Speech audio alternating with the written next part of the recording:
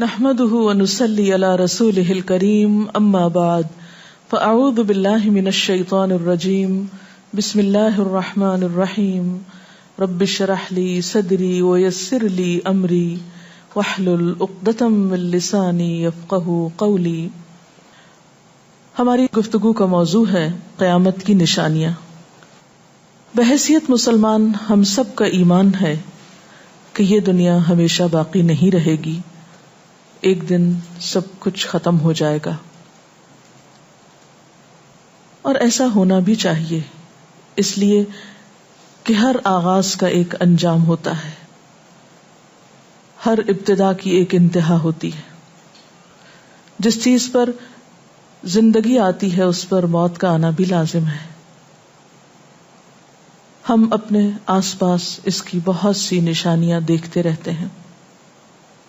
کائنات میں بہت سے دلائل بکھرے ہوئے ہیں جو ہمیں یقین دلاتے ہیں کہ ایک دن یہ سب کارخانہ بند ہو جائے گا، ختم ہو جائے گا، یہ دنیا فنا ہو جائے گی. وہ وقت قرآن پاک کے الفاظ میں زمین و آسمان پر بہت بھاری ہوگا، اور اس بھاری وقت کے آنے سے پہلے دنیا میں کچھ علامات نمودار ہوں گی. تو آج چند ایک احادیث آپ کی خدمت میں پیش کروں گی جو قیامت کی نشانیوں کے بارے میں ہیں. اس سے ایک تو ہمیں اپنے عمل کا جائزہ لینے کا موقع ملے گا، دوسرے ان سے یہ بات سامنے آتی ہے کہ نبی صلی اللہ علیہ وسلم کی باتیں کتنی سچی باتیں تھیں. وہ لوگ جو حدیث کا انکار کرتے ہیں یا احادیث کا مذاق اڑاتے ہیں، وہ ان احادیث کی روشنی میں آج کے حالات کو دیکھ سکتے ہیں کہ آپ صلی اللہ علیہ وسلم نے اللہ تعالی کی بھیجی ہوئی وحی کی روشنی میں جو باتیں فرمائیں آج وہ ہم اپنی آنکھوں سے دیکھ رہے ہیں. بہرحال اس وقت میرے سامنے حضرت ابو ہریرہ رضی اللہ تعالی عنہ کی حدیث ہے جسے ابن خزیمہ نے روایت کیا ہے. رسول اللہ صلی اللہ علیہ وسلم نے فرمایا، قیامت کی نشانیوں میں سے ہے کہ آدمی مسجد کے پاس سے گزرے گا مگر اس میں 2 رکعتیں ادا نہیں کرے گا. آج کتنے ہی لوگ ایسے ہیں کہ جن کے گھروں کے سامنے مسجدیں ہیں، وہ دن رات مسجدوں سے آوازیں سنتے ہیں لیکن مسجد کے اندر نہیں جاتے. نبی صلی اللہ علیہ وسلم کے زمانے میں اس بات کا تصور ہی نہیں تھا کہ کوئی شخص اپنے آپ کو مسلمان کہے اور پھر وہ نماز نہ پڑھے. اسی لیے ہم دیکھتے ہیں کہ منافقین ہر حال میں مسجد میں پہنچتے تھے، بلکہ انہوں نے اپنی ایک الگ مسجد بھی بنائی تھی یا مسجد نامی عمارت بنائی تھی. لیکن قیامت کے نزدیک مسجدوں کے پاس سے گزرنے والے مسجد نہیں جائیں گے. ایک اور حدیث میں آتا ہے، حضرت انس فرماتے ہیں رضی اللہ تعالی عنہ کہ اللہ کے رسول صلی اللہ علیہ وسلم نے فرمایا، لوگوں پر ایک ایسا دور آئے گا کہ ان میں اپنے دین کی حفاظت پہ صبر کرنے والا اس شخص کی مانند ہوگا جو آگ کے انگارے کو اپنی مٹھی میں تھامنے والا ہے. یعنی دین پر استقامت اور دین پر عمل اتنا مشکل ہو جائے گا بعض اوقات کہ جیسے ایک انگارہ ہاتھ میں لینا کہ انسان نہ لے سکے اور نہ پھینک سکے. ایک اور نشانی جو آپ صلی اللہ علیہ وسلم نے ہمیں بتائی وہ یہ کہ زمانہ قریب آ جائے گا، عمل میں نقص واقع ہوگا اور بخیلی پیدا ہو جائے گی، دل تنگ ہو جائیں گے. ایک اور حدیث میں آتا ہے کہ بخیلی کا عام ہونا قیامت کی نشانیوں میں سے ہے. آج آپ دیکھیں کہ بسا اوقات انسان کے پاس اللہ کی دی ہوئی بے شمار نعمتیں ہوتی لیکن انسان ان نعمتوں میں کسی کو شریک نہیں کرتا.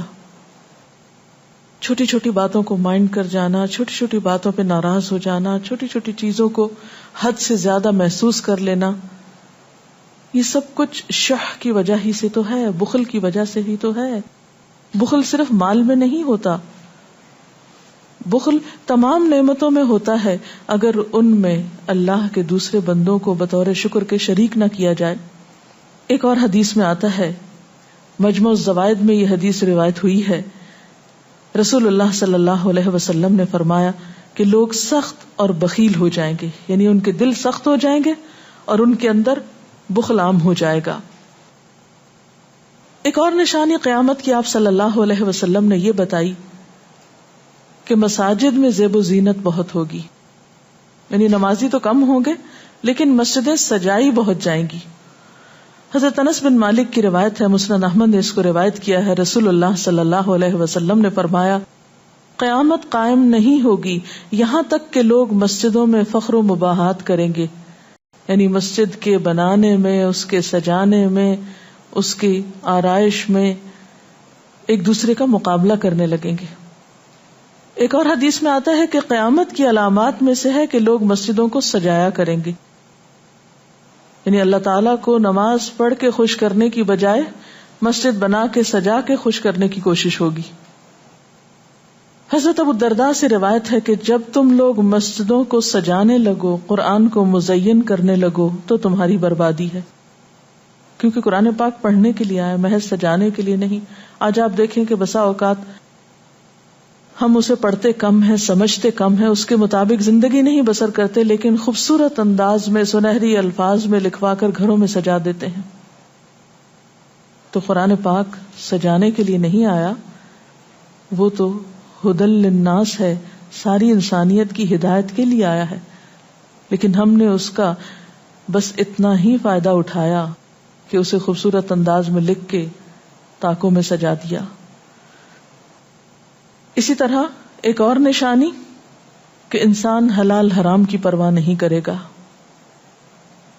رسول اللہ صلی اللہ علیہ وسلم نے فرمایا، صحیح بخاری کی روایت ہے، لوگوں پہ ایسا وقت ضرور آنے والا ہے کہ آدمی اس بات کی بالکل فکر نہیں کرے گا کہ جو مال اس نے حاصل کیا ہے وہ حلال ہے یا حرام ہے، یعنی کس ذریعے سے حاصل کیا ہے.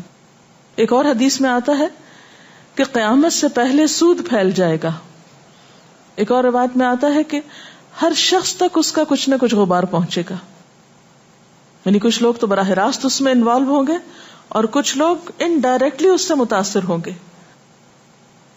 اسی طرح قیامت کی نشانیوں میں سے ایک اور نشانی دیگر امتوں کی مشابہت اور تقلید ہوگی. حضرت ابو سعید رضی اللہ تعالی عنہ سے روایت ہے، رسول اللہ صلی اللہ علیہ وسلم نے فرمایا، تم اپنی سابقہ امتوں کی ایک ایک بالشت اور ایک ایک گز میں اتباع کرو گے، یعنی چھوٹے سے چھوٹے معاملے میں اور بڑے سے بڑے معاملے میں ان کی پیروی کرو گے، حتیٰ کہ اگر وہ کسی سانڈے کے سوراخ میں داخل ہوئے ہوں گے، یعنی گوہ کے سوراخ میں، تو تم بھی ان کی پیروی کرو گے، اس سوراخ میں بھی گھسو گے. ہم نے پوچھا، یا رسول اللہ صلی اللہ علیہ وسلم، کیا آپ کی مراد یہود و نصارہ ہیں؟ فرمایا، پھر اور کون؟ اور آج ہم مسلمان دیکھ سکتے ہیں کہ ہم کس کی پیروی کر رہے ہیں، کتاب اللہ اور سنت رسول اللہ صلی اللہ علیہ وسلم کی یا کسی اور کی. قیامت کی نشانیوں میں سے ایک نشانی زلزلے بکثرت آئیں گے. حضرت ام سلمہ سے روایت ہے، مسند احمد میں یہ روایت آتی ہے، رسول اللہ صلی اللہ علیہ وسلم نے فرمایا، قیامت سے پہلے موت کی سخت وبا پھیلے گی، پھر زلزلوں والے سال آئیں گے.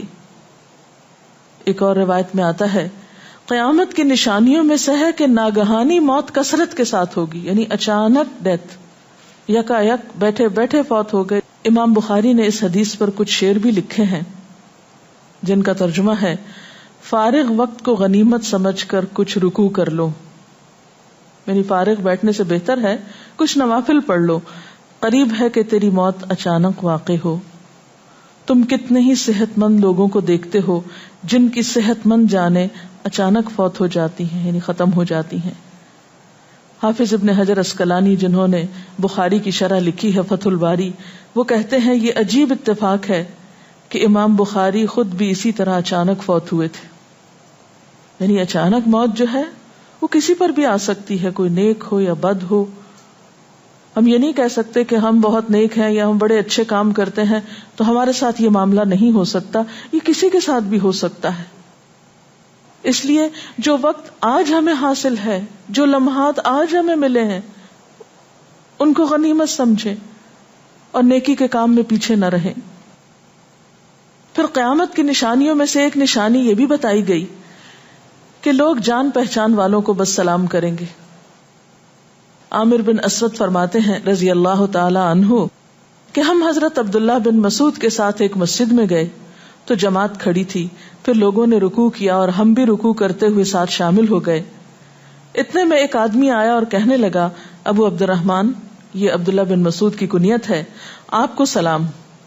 عبداللہ بن مسعود نے حالت رکوع ہی میں فرمایا، اللہ اور اس کے رسول صلی اللہ علیہ وسلم نے سچ کہا تھا۔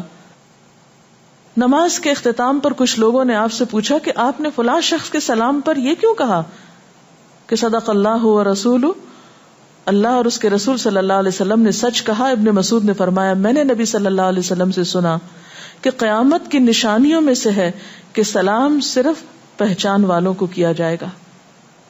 یعنی آپ کسی مجلس میں جاتے ہیں، مسنون طریقہ کیا ہے؟ اگر آپ کسی گیدرنگ میں جائیں، سب کو بیک وقت السلام علیکم کہیں، لیکن بہت دفعہ آپ نے دیکھا ہوگا کہ لوگ آتے ہیں، سب کو نہیں پوچھتے، ان میں سے جو جان پہچان والا ہوتا ہے اس کا نام لے کر بس سلام کرتے ہیں۔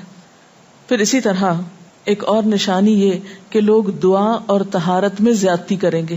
حضرت سعد رضی اللہ تعالی عنہ سے روایت ہے، انہوں نے سنا کہ ان کا بیٹا اس طرح دعا کر رہا ہے، یا اللہ میں تجھ سے جنت کا سوال کرتا ہوں، اس کی نعمتوں کا سوال کرتا ہوں، اس کی رونقوں اور تر و تازگیوں کا سوال کرتا ہوں، وغیرہ وغیرہ، اور میں آگ سے تیری پناہ مانگتا ہوں، اس کی زنجیروں سے اور طوقوں سے پناہ مانگتا ہوں۔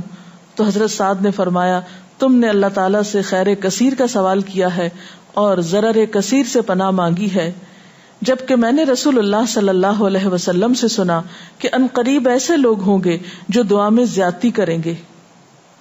یعنی صرف یہ کہہ دینا کافی ہے کہ اللہ تو ہمیں جنت عطا فرما اور دوزخ سے بچا، اس کی بہت تفصیلات میں جانے کی ضرورت نہیں۔ جب جنت میں داخل ہو گئے تو سب کچھ نصیب ہو گیا، اور جب جہنم سے بچ گئے تو سب سے بچت ہو گئی۔ پھر آپ نے یہ آیت پڑھی، اپنے رب سے عاجزی سے دعا مانگو، یقیناً وہ زیادتی کرنے والوں کو پسند نہیں کرتا۔ یعنی دعاؤں میں زیادتی اور اس قسم کی تفصیلات یہ پسندیدہ نہیں ہے۔ تمہیں یہی کافی تھا کہ تم یوں کہتے، یا اللہ میں تجھ سے جنت اور ہر اس قول و عمل کا سوال کرتا ہوں جو جنت کے قریب کر دے، اور میں تیری پناہ چاہتا ہوں جہنم سے اور ہر اس قول و عمل سے جو جہنم کے قریب کرے۔ تو اتنا کہنا کافی تھا۔ پھر قیامت کی نشانیوں میں سے ایک نشانی آپ صلی اللہ علیہ وسلم نے یہ بھی بتائی کہ نااہل حاکم مقرر کیے جائیں گے۔ حضرت ابو ہریرہ سے روایت ہے کہ قیامت کی نشانیوں میں سے ہے کہ ذلیل اور کمینے لوگ نیک شریف لوگوں پر غالب ہو جائیں گے۔ کیوں ابن مسعود، کیا تم نے بھی یہ بات میرے محبوب صلی اللہ علیہ وسلم سے سنی ہے؟ ابن مسعود نے فرمایا، ہاں رب کعبہ کی قسم۔ حضرت حذیفہ سے روایت ہے کہ قیامت اس وقت تک قائم نہ ہوگی جب تک کہ تم اپنے امام کو قتل نہ کرو گے، یعنی لوگ اپنے حاکموں کو مارنے لگیں گے اور اپنی تلواروں کے ساتھ آپس میں ہی لڑائی کرو گے، علاوہ ازیں تم میں سے بدترین لوگ تمہاری دنیا کے وارث ہو جائیں گے۔ اسی طرح قیامت کی نشانیوں میں سے ایک نشانی یہ بھی ہے، حضرت عبداللہ بن مسعود سے مروی ہے کہ رسول اللہ صلی اللہ علیہ وسلم نے فرمایا، قیامت کے قریب صرف مخصوص لوگوں کو سلام کیا جائے گا، تجارت اس قدر پھیل جائے گی کہ عورت تجارت میں اپنے خاوند کا ہاتھ بٹائے گی، یعنی اتنا بزنس ہوگا کہ مرد سے اکیلے نہیں سنبھالا جائے گا، عورتیں اس میں شریک ہوں گی، رشتہ داری توڑی جائے گی، یعنی مال کثرت سے ہونے کے باوجود رشتہ داروں کا خیال نہیں رکھا جائے گا، جھوٹی گواہی دی جائے گی، حق چھپایا جائے گا، اور قلم کا ظہور ہو جائے گا، یعنی نشر و اشاعت خوب ہوگی، خوب لکھا جائے گا۔ ایک اور روایت میں آتا ہے کہ وقت مختصر ہو جائے گا۔ آج آپ دیکھیے ہر شخص وقت کی کمی کی شکایت کرتا ہے۔ حضرت ابو ہریرہ رضی اللہ تعالیٰ عنہ سے روایت ہے، رسول اللہ صلی اللہ علیہ وسلم نے فرمایا، قیامت قائم ہونے سے پہلے یہ نشانی ظاہر ہوگی کہ زمانہ قریب آ جائے گا، یتقارب الزمان، سال مہینے کی طرح، مہینہ ہفتے کی طرح، ہفتہ دن کی طرح، اور ایک دن ایک گھنٹے کی طرح، اور ایک گھنٹہ آگ کے شعلے کی طرح تیزی سے گزرنے والا ہو جائے گا۔ اور آج آپ دیکھیے کہ اللہ کے رسول صلی اللہ علیہ وسلم کی یہ بات کتنی سچ معلوم ہوتی ہے کہ ہر شخص وقت کی کمی کا شکار ہے، اور پتہ ہی نہیں چلتا ہفتہ گزر گیا، پتہ ہی نہیں چلتا مہینہ گزر گیا، پتہ ہی نہیں چلتا سال گزر گیا، پتہ ہی نہیں چلتا اتنی عمر گزر گئی، کل کی بات لگتی ہے. اور انڈائریکٹلی یہ اشارہ اس بات کی طرف کہ زندگی کی رفتار بہت تیز ہو جائے گی، یعنی فاسٹ لائف جس کو آپ کہتے ہیں اس کا شکار ہو جائے گا. ایک اور روایت میں آتا ہے کہ دنیا محبوب ہو جائے گی، موت سے نفرت ہو جائے گی. حضرت ابو ہریرہ سے روایت ہے رسول اللہ صلی اللہ علیہ وسلم نے حضرت ثوبان سے فرمایا، اے ثوبان، اس وقت تمہارا کیا حال ہوگا جب دوسری امتیں تم پر اس طرح ٹوٹ پڑیں گی جس طرح تم کھانے کے برتن پہ ٹوٹ پڑتے ہو.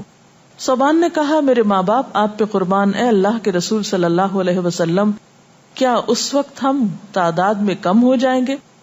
فرمایا، نہیں، بلکہ تم کثرت میں ہوگے، لیکن اللہ تعالیٰ تمہارے دلوں میں وہن ڈال دے گا. صحابہ نے پوچھا، یا رسول اللہ صلی اللہ علیہ وسلم، وہن کیا چیز ہے؟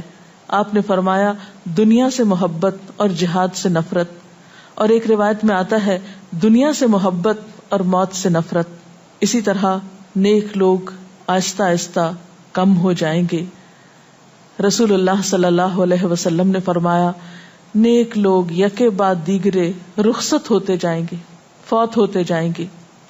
فضول لوگ باقی رہ جائیں گے، بیکار، نکمے، جس طرح جو کا بھوسا یا ردی کھجور باقی رہ جاتی. اللہ تعالیٰ ان فضول لوگوں کی کچھ پرواہ نہ کرے گا، کوڑے کرکٹ کی طرح ہوں گے جن کی کچھ پرواہ نہ کرے گا کہ ان کو پھینک دیا جائے یا کاٹ دیا جائے یا کہیں جلا دیا جائے.